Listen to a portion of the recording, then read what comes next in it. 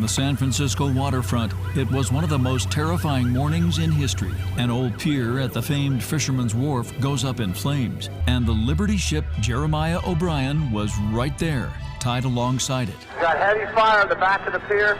The USS Jeremiah is in danger. No chance of moving the ship away from the flames. You could see the orange glow and the roar of the fire. 2 unaccounted people in the Jeremiah O'Brien. Crew members scramble for their lives. He yelled, "Fire, fire, everybody up." The guys got the gangway down. There's a fireman there, and he says, "Come on, hurry up, we got to get out of here." As the flames raged and the fireboat St. Francis rushes into action, the crew on board captures the iconic image of an old warship, a veteran of D-Day, back in battle again. Everyone feared the worst. By morning, the pier was in shambles, but the O'Brien had come through. Like her duty in Normandy, she once again beat the odds. But in the years since, it's been non-stop work repairing the fire damage and all the other damage that comes with salt water and old age.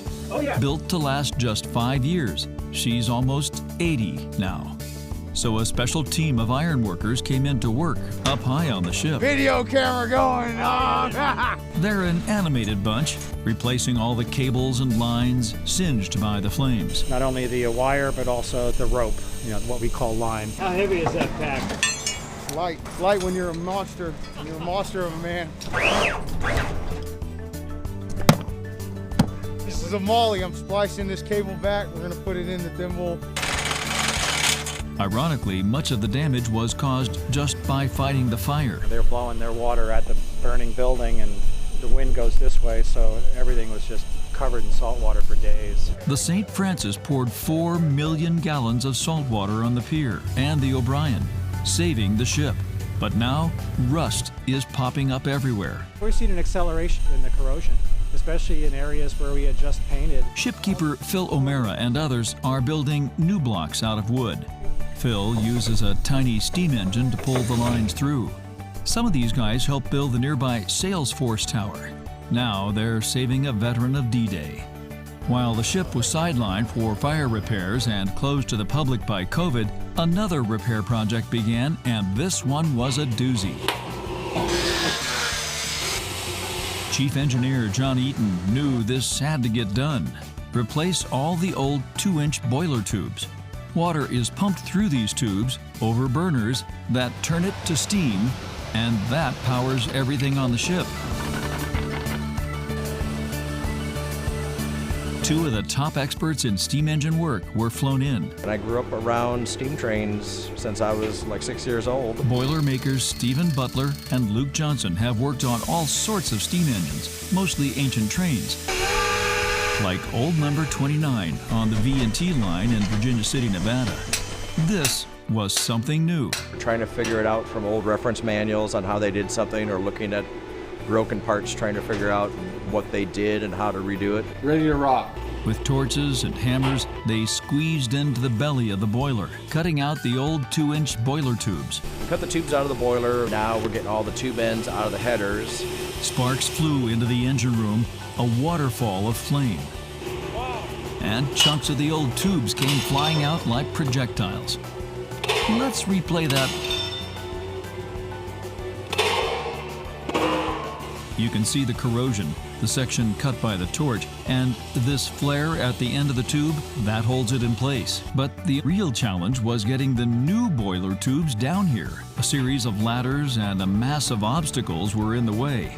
So the O'Brien team choreographed a dramatic dance to get these from the dock to the boilers. For the first time in years, the deck crew opened up the top of one of the giant cargo holds.